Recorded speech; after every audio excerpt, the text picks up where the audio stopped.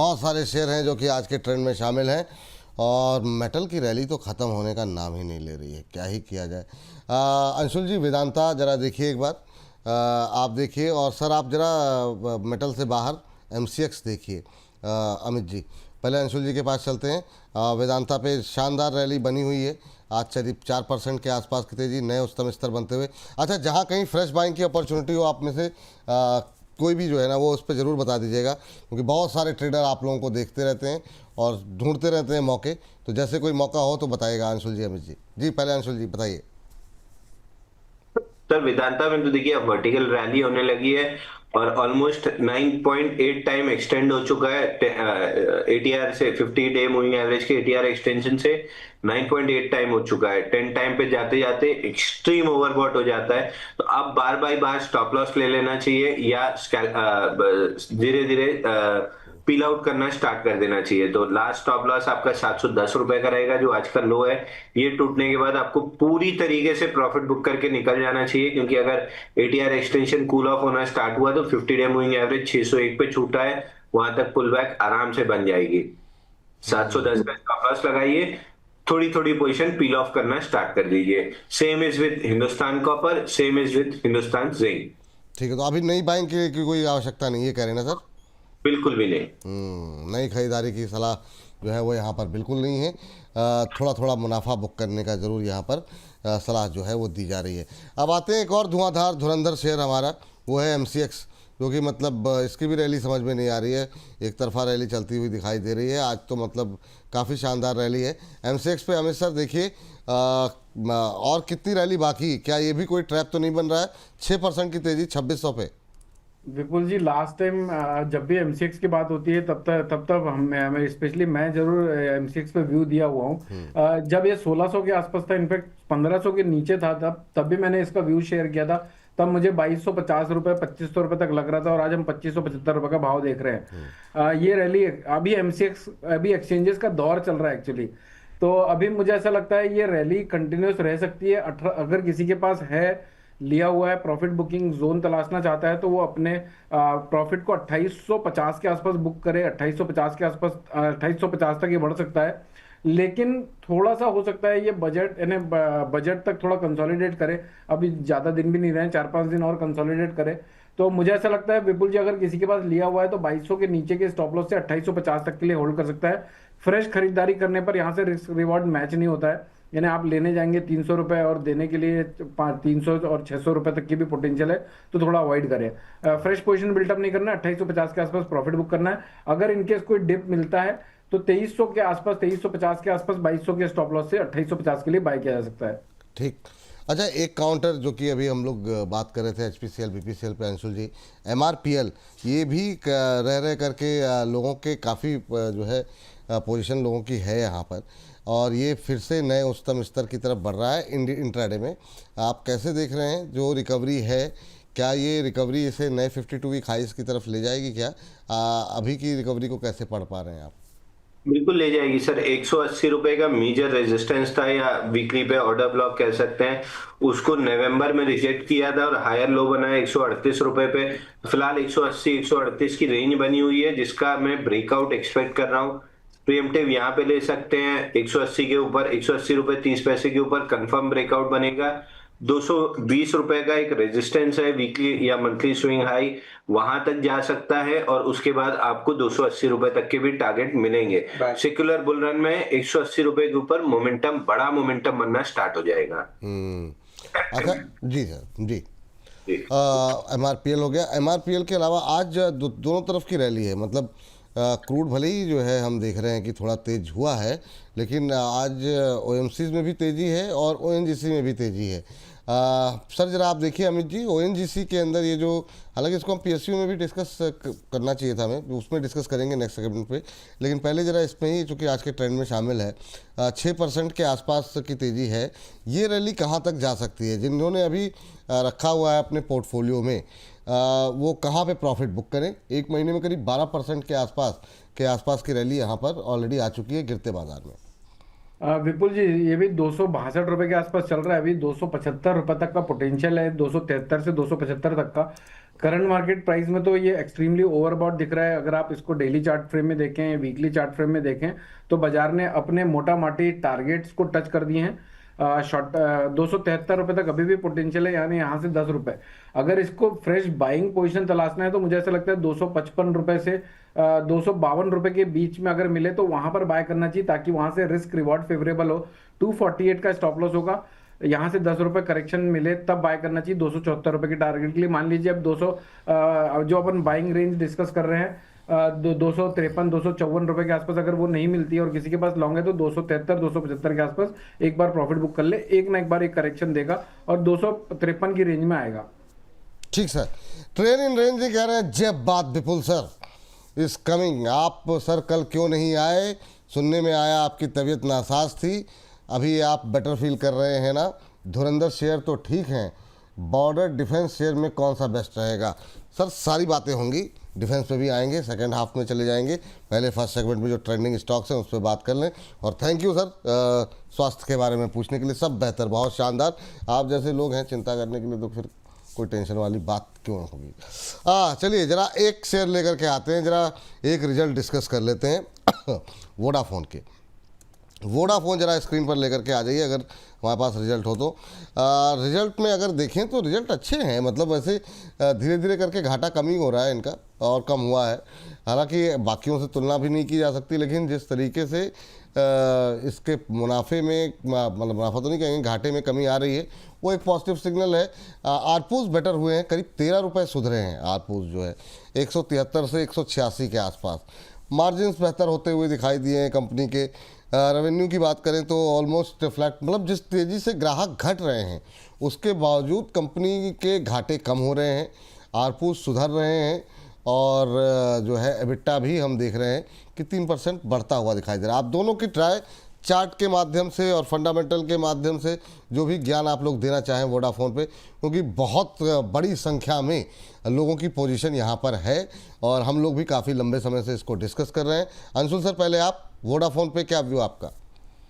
तो 10.47 नहीं टूटना चाहिए, उसके नीचे पिछले 7-8 दिन से ट्रेड कर रहा है।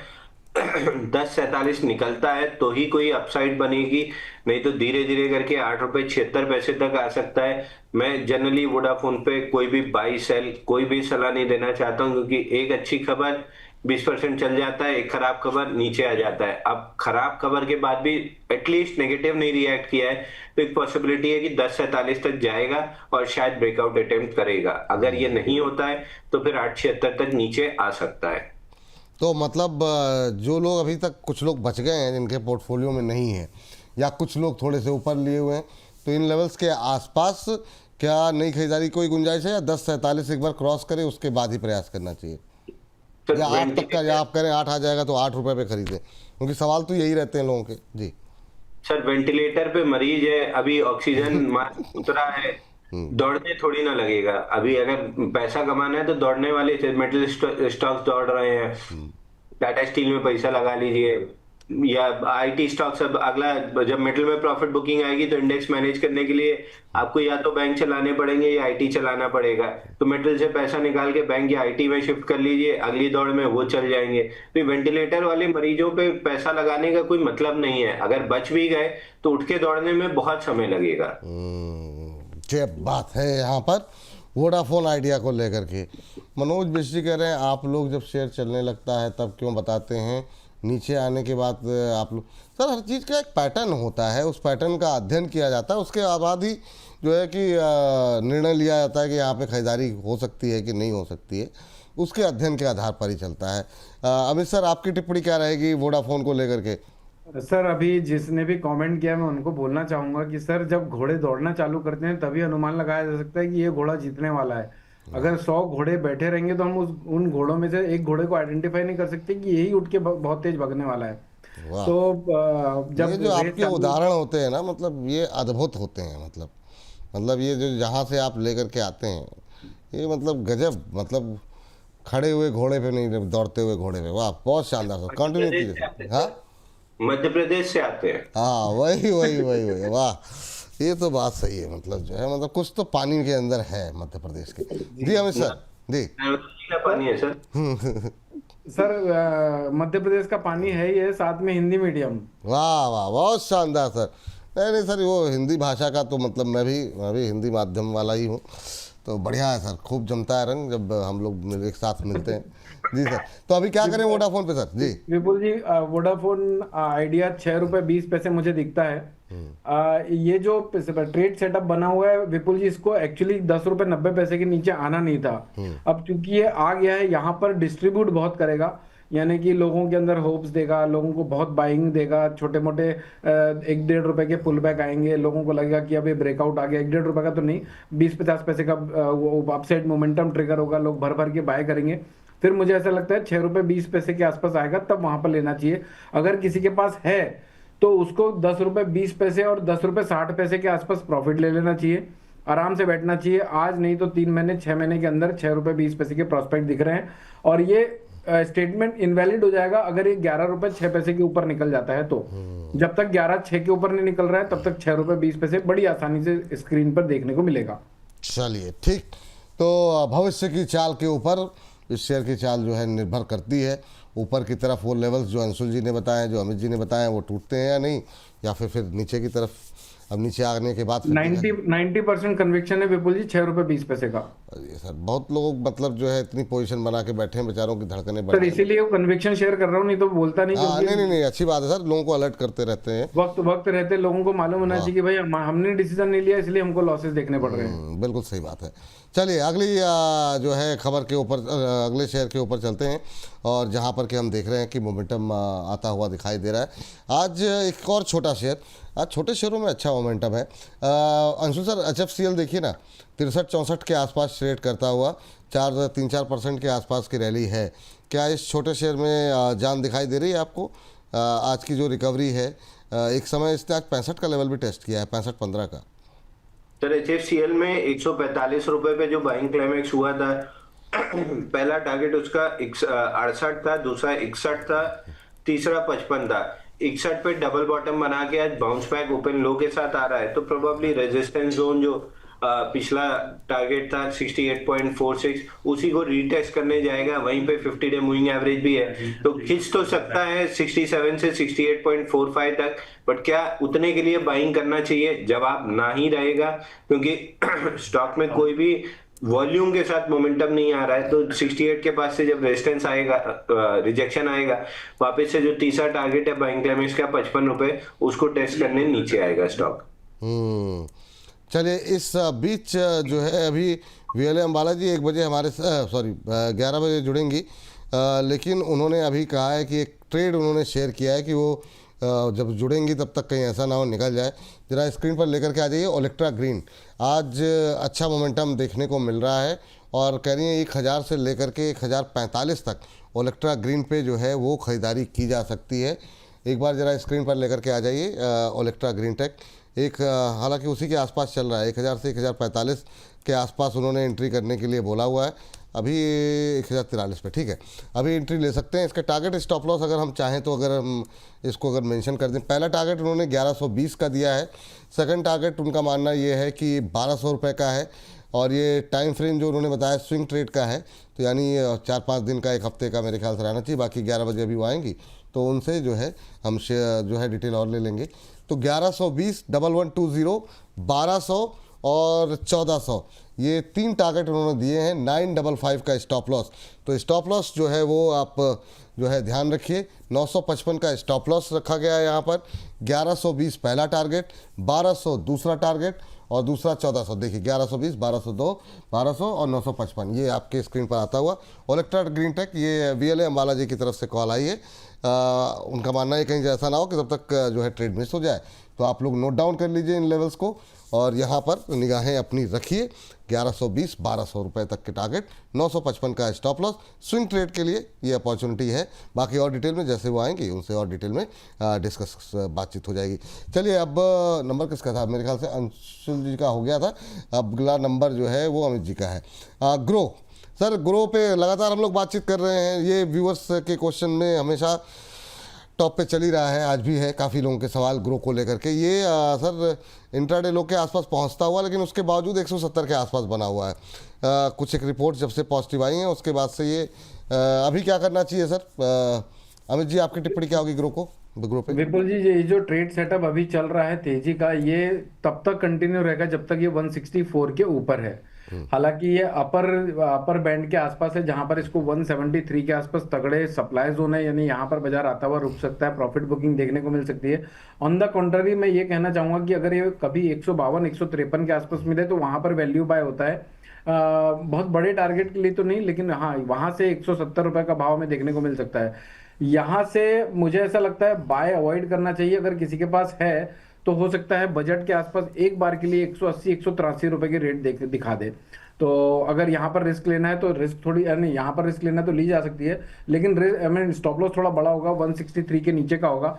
163 के स्टॉप लॉस से 180 के टारगेट के लिए बाय कर सकते हैं, लेकिन क्वांटिटी कम रखिएगा।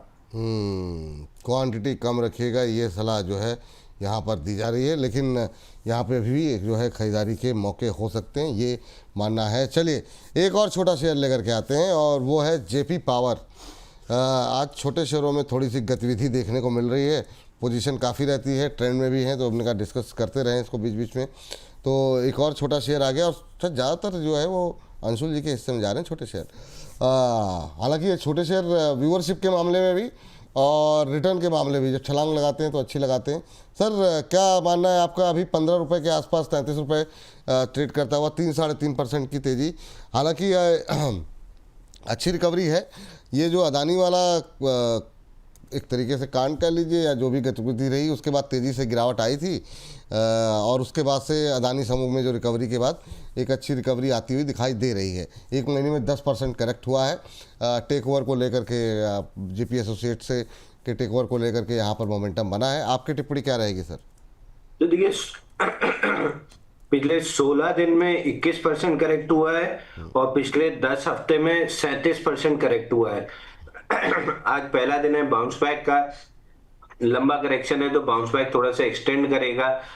50% रिट्रेसमेंट पहली फॉल का 16 रुपए 23 पैसे तक आता है, तो 16-23 तक तो बाउंस बैक कर ही सकता है। उसके ऊपर निकलता है तो फिर 50 डे मूविंग एवरेज 17 रुपए तक बाउंस बैक कर सकता है। बट क्या, फिर वही सवाल, क्या इस बाउंस बैक में बाई करना चाहिए? तो जवाब फिर वही रहेगा कि बिल्कुल भी नहीं करना चाहिए। बाउंस बैक में कोई बहुत स्ट्रेंथ नहीं है, कोई बहुत वॉल्यूम नहीं है, अवॉइड करना चाहिए। अवॉइड करना चाहिए। अमित जी, आपकी कोई टिप्पणी इसको लेकर के? सहमत हैं आप या कुछ और विचार हैं आपके? सर, जेपी पावर मुझे ऐसा लगता है अभी ये रैली को कंटिन्यू कर सकता है, लेकिन 15 रुपए 90 पैसे के ऊपर निकलता है तो ही इसमें 16 रुपए 30 पैसे और 17 रुपए 15 पैसे तक के पोटेंशियल बनेंगे। यहाँ पर मुझे ऐसा लगता है अगर किसी को रिस्क लेनी है तो 14 रुपए 80 पैसे के आसपास रिस्क ले, जो अभी अभी लो टेस्ट किया है 14 रुपए 45 पैसे के आसपास का, 37 पैसे का, उसके नीचे का स्टॉप लॉस ले।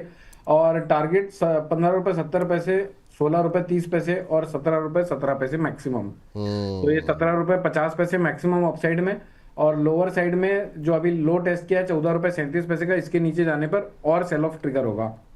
ठीक, ये बात यहाँ पर है, तो आप लोग नोट डाउन कर लीजिए लेवल्स। जिसकी भी राय आपको बेहतर लग रही है उस हिसाब से आप रणनीति तय कर सकते हैं। लेकिन अंशुल सर से एक सवाल और रहेगा, और एक और छोटा शेयर उनके ही हिस्से में आ रहा है, वो है सुज़लॉन। सुज़लॉन पे सर आज काफ़ी दिनों बाद थोड़ा सा मतलब मोमेंटम बनता हुआ दिखाई दे रहा है। 2% के आसपास की रैली, बहुत करेक्शन आ गया, काफ़ी लोग थोड़ा सा अब काफ़ी हायर लेवल पे भी हैं, 80 82 85 पे भी हैं। अभी क्या करें सर? 47 रुपये के आसपास क्या उम्मीदें हैं आपको इस शेयर से? देखिए, सुज़लॉन मुझे बड़ा पसंद है। काउंटर नीचे 46 रुपए 15 पैसे तक आना था। वैसे तो 51-80 नहीं टूटना चाहिए था, लेकिन मार्केट प्रेशर में टूटा है। 51-80 टूटने के बाद 46-15 का टारगेट खुलना था, 46-15 आ चुका है। यहाँ से वीकली चार्ट पे बाउंस बैक बन रहा है आराम से। 20 डे मूविंग एवरेज 49 और उसके ऊपर निकला, तो वीकली ऑर्डर ब्लॉक और 50 डे मूविंग एवरेज 50 रुपए 63 पैसे के आसपास है। वहां तक एक स्विफ्ट बाउंस बैक बन सकता है। कुछ हद तक बजट का भी इसको सपोर्ट मिल सकता है, तो अगले 5-7-8 दिन के लिए अगर लॉन्ग करना है तो कर सकते हैं। बट फिर वही है, mandatory stop loss swing low का ले लीजिए। जो स्वीप हुआ है 45.3 पे, तो जाने के लिए ₹1.30 है, आने के लिए लगभग ₹4 है। तो ये वाला रिस्क रिवॉर्ड बिल्कुल लेने वाला है। फंस भी जाता है स्टॉक, मान लीजिए जैसे नहीं स्टॉप लॉस लोग काटते हैं इतना समझाने और करने के बाद भी, तो भी ये वो स्टॉक है कि आपका पैसा नहीं बर्बाद करेगा, 2-3 साल पड़ा रहेगा तो पैसा अच्छा कमा के दे ही देगा। तभी रखे रहिए इसको, ये चलेगा। और मतलब अभी तक कोई ऐसा सिग्नल नहीं मिला, ये बात आपकी सही है कि मतलब जैसे रिजल्ट वगैरह ख़राब हो गए हों, ठीक है, मैनेजमेंट में परिवर्तन हुआ, कुछ हुआ, वो अलग विषय है, लेकिन रिजल्ट अभी तक जो है ख़राब नहीं हुए। अब देखते हैं, अब इस बार के रिजल्ट पे भी निगाहें रहेंगी किस तरीके से क्या कुछ निकल के आता है। मोतीलाल ओसवाल पे ज़रा नज़र डालिए सर, 9% से ज़्यादा की तेज़ी। अमित जी आप देखिए ज़रा, 801 के आसपास ट्रेड करता हुआ, अच्छा मोमेंटम यहाँ पर बनता हुआ, इंट्राडे हाई के आसपास ही ट्रेड कर रहा है। क्या संभावनाएं हैं यहाँ पर? क्या अभी भी कोई अपसाइड के लिए प्ले किया जा सकता है क्या? यस विपुल जी, करा जा सकता है, लेकिन इसका बेस्ट बाय होगा 790 रुपए के आसपास, 790 से 785 के बीच में। टारगेट इंटेक्ट 820 रुपए के और 828 रुपए के लगते हैं, तो ये एक अच्छा बीटीएसटी भी किया जा सकता है। आज के ट्रेडिंग सेशन में अगर 787 और 785 के आसपास मिले तो लेके जाइए। 774 के नीचे का स्टॉप लॉस मेंटेन करिए। टारगेट 818 रुपए, 826 रुपए के दिख सकते हैं इनफैक्ट 1-2 दिनों के अंदर ही। जब बात यहाँ पर निकल करके आई है मोतीलाल ओसवाल को लेकर के, तो मोतीलाल ओसवाल पे रखिए नज़र आप, और यहाँ पर अच्छा मोमेंटम जो है यहाँ पर बनता हुआ दिखाई दे रहा है। चलिए अगली कंपनी के लिए चलते हैं। विपुल जी, हाँ विपुल जी, बैंक निफ्टी अभी 59,864 के आसपास चल रही है। इसको 60,000 रुपए के टारगेट के लिए इसके छोटा इंट्राडे ट्रेड लिया जा सकता है। बैंक निफ्टी, ठीक है सर, बैंक निफ्टी प्लस करने की सलाह है यहाँ पर। एक बार स्क्रीन पर लेकर के ये देखिए, अब यहाँ पर 60,000 के टारगेट के लिए अगर बैंक निफ्टी में अगर आप प्लस करना चाह रहे हैं तो बिल्कुल कर सकते हैं। करंट सर अगर स्पॉट की बात करें तो यहाँ से 100 पॉइंट मिनिमम हमारे शो करते करते मिलना चाहिए। वाह, तो ये अभी मतलब जो है तुरंत तत्काल प्रभाव से प्लस करने की सलाह जो है अमित जी की तरफ से दी जा रही है। उनका मानना ये है कि 60,000 के टारगेट तो हैं, लेकिन कार्यक्रम समाप्ति तक यहाँ से 100 पॉइंट की रिकवरी और जो है तेजी के साथ देखने को मिल रही है। अंशुल जैन भी 60,000 फरवरी वायदे का है, जो अभी 850 के आसपास चल रहा है। तो यहाँ से 150 पॉइंट, इसीलिए स्पॉट का 100 से 150 पॉइंट यहाँ से प्लस होना चाहिए, यानी 700 तक, 680 750 तक एक बार स्पॉट टेस्ट होना चाहिए। ठीक, तो हमारे दोनों एक्सपर्ट बैंक निफ्टी पे ज़्यादा पॉजिटिव दिखाई दे रहे हैं।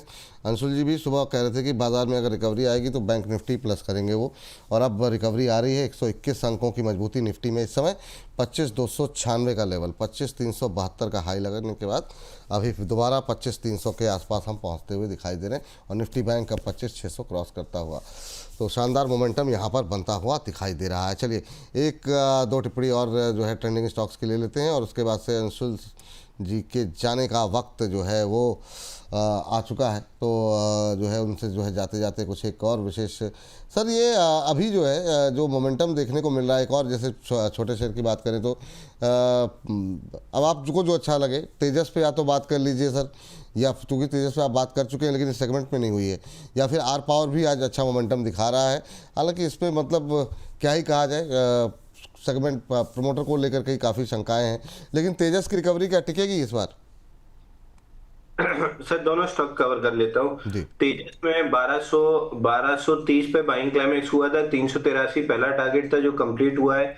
इसके बाद एक गैप छूटा हुआ है, बल्कि 2-3 गैप छूटे हुए हैं वीकली चार्ट में जो पूरी रैली में बने थे। लोएस्ट गैप जो छूटा है वो 201 रुपए के आसपास है। उसके पहले एक गैप 258 रुपए के आसपास है, एग्जैक्टली ये गैप आता है 268 का, और उसके ऊपर अपर एंड ऑफ द गैप आता है 210 रुपए का। तो फिलहाल 268 तक नीचे आ रहा है। वहां से अगर बाउंस बैक बननी भी है तो 268 का गैप फिल करके बाउंस बैक बनेगा। बाउंस बैक में फिर सेलिंग आएगी और अगला गैप 210 रुपए का फिल करने जाएगा। तो स्टॉक एक्सट्रीमली वीक है। 1253 निकलने के बाद से पूरी तरीके से मेरी वॉचलिस्ट से बाहर था। 383 पे एक बार देखा था कि शायद कुछ बाउंस बैक का एक अपॉर्चुनिटी मिले, बट नहीं मिल रही है। Same is with R Power, ये भी जब एटीआर एक्सटेंशन, जैसे अभी हमने वेदांता, हिंद कॉपर, हिंदुस्तान जिंक में डिस्कस किया था, एटीआर एक्सटेंशन जब इसमें बनना चालू हुआ था 11 जून को, तब भी 9x of 50 day moving average ATR extension हो चुका था 71 के आसपास। तब भी हमने क्लियरली कहा था कि एटीआर एक्सटेंशन है, निकल जाइए, कूल ऑफ में जब बेस बनेगा, मौका मिलेगा तो ले लीजिएगा। ना बेस बना ना मौका बना, हर लेवल को सपोर्ट को तोड़ते हुए नीचे आ रहा है। एक आखिरी सपोर्ट जो वीकली पे है वो समवेयर अराउंड 28.5 29.21 है, जिसको तोड़ के नीचे चल रहा है। अगर इस हफ्ते की क्लोजिंग होते होते 29.20 नहीं प्रोटेक्ट हुआ तो आप मान के चलिए कि 19.40 रुपए पे अगला सपोर्ट है। अब देखिए बाइंग क्लाइमैक्स मैं बार बार बता रहा हूं, अब कोई मेरे पास ऐसे वीडियो नहीं है सजेस्ट करने के लिए अंत में, या तो कोई एक आध लंबा वीडियो मेरे को ही बनाना पड़ेगा बाइंग क्लाइमैक्स में समझाने और एग्जांपल्स दिखाने के लिए। बट आईपीओ बेस जो हम बार बार डिस्कस करते हैं, अभी बहुत लोगों का ग्रो में इंटरेस्ट आ रहा है। आईपीओ बेस बना, एक ही दिन में टारगेट अचीव हुआ। सेकंड मैं अंशुल सर आपने जो मैं चाहूँगा अपनी बात आप कंटिन्यू करें, लेकिन उससे पहले जो आप करें ना कि या तो मुझे ही लंबा वीडियो बनाना पड़ेगा, आप मत बनाइए सर।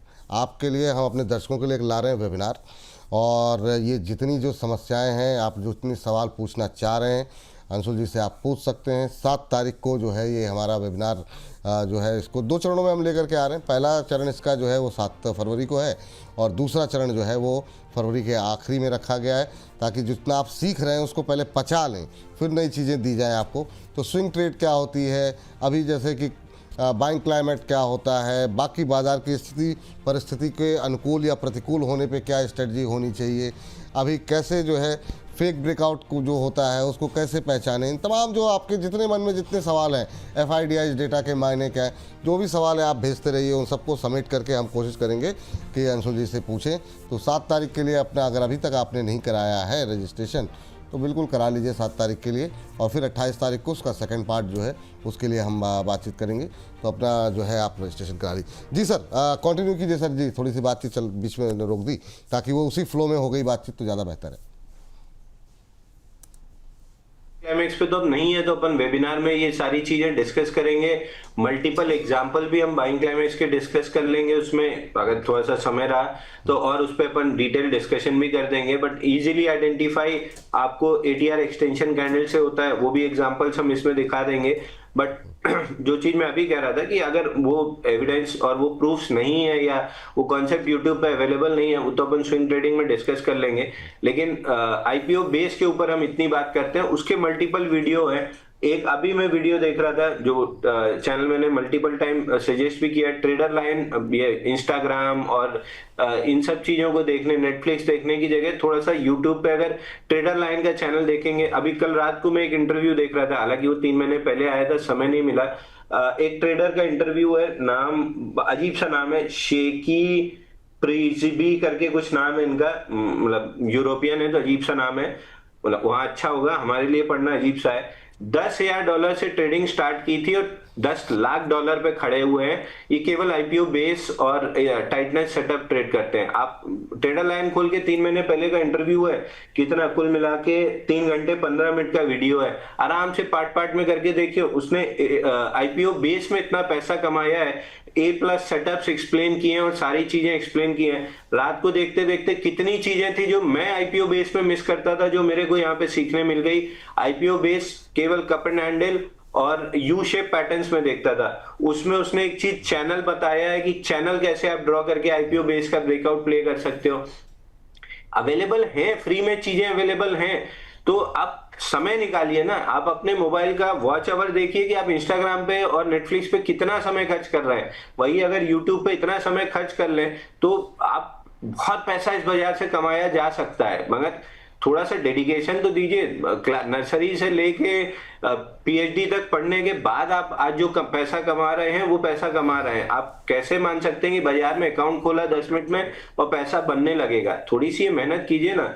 ये the 10 lakh simple trading system that took 13 years to build. Trader line पे 3 महीने पहले का इंटरव्यू है, 57,000 व्यू है। 3 घंटे लगा के इसको देख लीजिए, आपको आईपीओ बेस मिल जाएगा। नहीं तो अपन वेबिनार कर ही रहे हैं इसमें, ATR extension, cup and handle, swing trading, environment, आपका मार्केट ब्रेथ क्या होता है, FII डेटा कैसे देखा जाए। अब ये जो बैंक निफ्टी का लॉन्ग लेके गए, आज भी हम यहाँ से रेजिस्टेंस पे खड़ा, सुबह से रिजेक्शन कैंडल बना रहा है, लेकिन हम बेरिश नहीं है। नहीं तो रिजेक्शन कैंडल 15 मिनट पे देख के लोग शॉर्ट कर लेते हैं, हम क्यों नहीं कर रहे हैं? हम FII डेटा देख के बैठे हैं ना कि 6 लाख कॉन्ट्रैक्ट शॉर्ट है। ये छोटी छोटी निटी ग्रिटी अगर सीख लेंगे तो आप ये स्कैल्पिंग और इन सब चीजों से रहेंगे, तो थोड़ा सा इस पे फोकस करेंगे तो ज्यादा अच्छा रहेगा। ठीक सर। डिस्क्लोजर सर आपका? जितने भी स्टॉक बात किए हैं कोई भी मेरे पर्सनल पोर्टफोलियो में नहीं है। अदानी ग्रीन, टाटा टेक और रिलायंस, ये तीन मेरे पास, एक हाईटेक, ये मेरे पास है। बाकी जो सलाह आपको दी है वही सभी को दी है, और फिर वही एक सलाह है कि थोड़ा समय खर्च करके पढ़ना सीखिए तो पैसा कमाना आसान हो जाएगा। धन्यवाद, बहुत बहुत शुक्रिया सर, बहुत बहुत धन्यवाद आपका आज की चर्चा का हिस्सा बनने के लिए, अपनी टिप्पणी शेयर करने के लिए बहुत बहुत धन्यवाद। अमित सर, दो काउंटर जो है आपसे डिस्कस करना चाहेंगे और उसके बाद इस सेगमेंट का भी समाप्ति करना चाहेंगे। तब तक अंबाला जी भी, एक तो यस बैंक पे मैं चाहूँगा कि आप भी अपनी टिप्पणी कर दें। काफ़ी लोग की क्वेरीज भी थी और आज जो है मोमेंटम यहाँ पर बनता हुआ दिखाई दिया है। इसके अलावा जो है एक शेयर बीएससी को लेकर के मैं आपकी राय जानना चाहूँगा। बीएससी पे काफ़ी अभी क्या करना चाहिए, करंट लेवल पे क्या खरीदारी की जा सकती है 2800 के आसपास, इन दो पे आपकी राय? विपुल जी, यस बैंक एक ऐसा काउंटर है, अभी अभी हमने इसको 23 रुपये 82 पैसे का हाई टेस्ट करके 20 रुपये 60 पैसे का लो टेस्ट होते हुए देखा। मुझे लगता है ये डेड गेट बाउंस वाला चार्ट पैटर्न है, यानी कि यहाँ से बहुत बड़ी तेजी की उम्मीद नहीं करनी चाहिए। अगर किसी के पास लिया हुआ है तो 21 रुपये 60 पैसे के आसपास या फिर 22 रुपये तक मैक्सिमम अपसाइड पोटेंशियल लग रहा है। इनफैक्ट 21 रुपये 60 पैसे से 21 रुपये 80 पैसे के बीच में लॉन्ग पोजीशन को अनवाइंडिंग कर देना चाहिए। आने वाले समय में एक बार ये, मुझे पता नहीं विपुल जी, ऐसा लगता है कि 18-19 रुपए में जरूर मिलेगा। तो बेटर ये है कि अगर किसी के पास है तो वो प्रॉफिट बुकिंग की अपॉर्चुनिटी को तलाशे। जिसको फ्रेश बाय करना है थोड़ा वेट करे 18-19 रुपए के आसपास। जिस दिन भी मार्केट के सेंटीमेंट खराब होंगे तो सबसे पहले यही शेयर गिर के आप लोगों को बाइंग अपॉर्चुनिटी देंगे। ये बात जो है निकल करके आई है। इसी के साथ इस सेगमेंट को अब हम समाप्त कर जी। बीएससी रह गया। हाँ, सॉरी सर, माफ़ कीजिएगा, माफ़ कीजिए जी सर, जी माफ़ कीजिएगा। बीएससी सर कंटिन्यू रहेगा। मुझे ऐसा लग रहा है ये आजकल में 2850 रुपए के आसपास का रेट दिखा सकता है। अभी 2800 रुपए के आसपास चल रहा है। फ्रेश बाय करने की सलाह तो नहीं है, एक डिप मिलेगा, लेकिन हाँ अगर ये एक्सपांशन मोड पे जाता है तो 3250 रुपए का ओवरऑल 3 से 6 महीने में टारगेट अचीव कर सकता है। ये सारी पॉसिबिलिटी तब तक है जब तक ये 2400 रुपए के नीचे नहीं जा रहा है। यहाँ पर लेना है तो रिस्क रिवॉर्ड एकदम 1:1 का है। आपका स्टॉप लॉस होगा 2400 रुपए का, 3200 रुपए का टारगेट होगा। लेकिन थोड़ा सा अगर बाजार से निगोशिएट करते हैं, 2700 रुपए के आसपास बाइंग अपॉर्चुनिटी ढूंढते हैं तो 3200 रुपए के लिए होल्ड कर सकते हैं। जिसके पास है वो बिंदास बने रहे, अपने स्टॉप लॉस को ट्रेल कर ले 2400 रुपए तक। जी, ये बात यहाँ पर आती हुई दिखाई दी है और इसी के साथ इस सेगमेंट को यहाँ पर करेंगे समाप्त।